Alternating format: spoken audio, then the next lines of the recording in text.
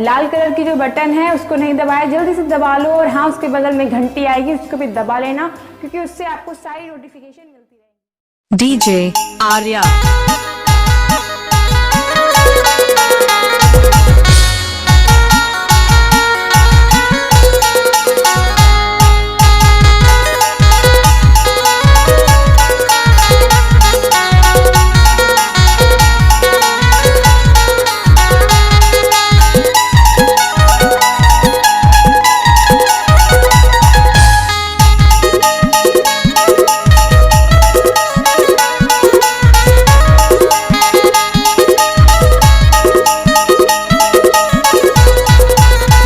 DJ Arya.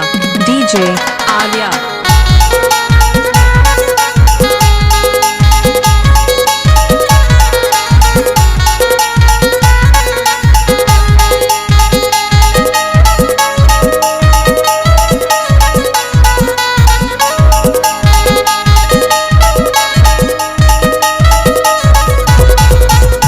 Arya DJ.